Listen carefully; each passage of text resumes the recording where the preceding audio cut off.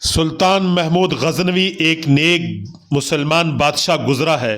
غزنہ ایک علاقہ ہے افغانستان کا۔ اس کے پاس ایک غلام تھا۔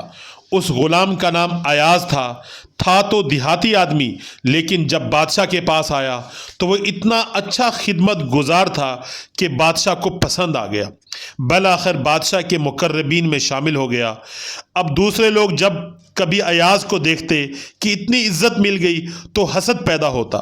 حاسدین پیدا ہو جاتے ہیں۔ جہاں فضل اور کمال ہوتا ہے وہاں حاسدین ضرور ہوتے ہیں۔ اب وہ حاسدین آپس میں پلاننگ کرتے کہ ہم کیسے بادشاہ کی نظر سے اس کو گرائیں تاکہ یہ یہاں سے دفعہ دور ہو جائے، اور اسی موقع کی تلاش میں رہتے تھے۔ حسد کی آنکھیں نہیں ہوتی مگر حسد کے کان بہت بڑے ہوتے ہیں۔ انہوں نے بادشاہ کو یہ شکایت لگائی کہ بادشاہ سلامت، ایاز کی ایک الماری ہے، لگتا ہے اس نے کچھ چھپایا ہوا ہے۔ یہ روز اس الماری کو کھول کر دیکھتا ہے، اس کو تالا لگا کے رکھتا ہے، کسی اور بندے کو دیکھنے نہیں دیتا۔ ہمارا خیال ہے اور گمان ہے کہ اس نے آپ کے خزانے کے قیمتی ہیرے موتی اس کے اندر رکھے ہیں اور چھپا کے رکھے ہیں، آپ ذرا تلاشی لیجئے۔ جب بادشاہ کو یہ شکایت لگائی گئی تو بادشاہ سلام نے اسی وقت ایاز کو بلایا اور بلوا کر کہا، ایاز، کیا تمہارے پاس الماری ہے؟ جی ہے۔ تالا لگا کے رکھتے ہو؟ جی تالا لگا کے رکھتا ہوں۔ کسی کو دیکھنے نہیں دیتے؟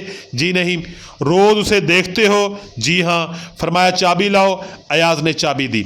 بادشاہ نے کسی بندے کو بھیجا کہ جاؤ اس الماری میں جو کچھ موجود ہے وہ سب کچھ لا کر سب کے سامنے کر دو۔ وہ حاسدین بڑے خوش ہوئے، دیکھو اب اس کی حقیقت کھل جائے گی، اس کی چوری کا سامان سامنے آئے گا تو بادشاہ بھی اس کو دھکے دے گا۔ اور یہاں سے اللہ کی شان کہ جب وہ بندہ واپس آیا تو اس نے آ کے 3 چیزیں رکھی، ایک پرانا جوتا، ایک پرانا تہبند، ایک پرانا کرتا۔ بادشاہ نے پوچھا، اس میں اور بھی کچھ نہیں ہے؟ اس نے کہا جی نہیں۔ ایاز، اس میں کچھ نہیں؟ جی نہیں، یہی کچھ تھا۔ اس کو تالے میں رکھتے تھے؟ جی ایاز۔ اس میں تو کوئی قیمتی چیز نہیں جسے تم تالے میں بند کر کے رکھتے ہو اور کسی کو دیکھنے نہیں دیتے؟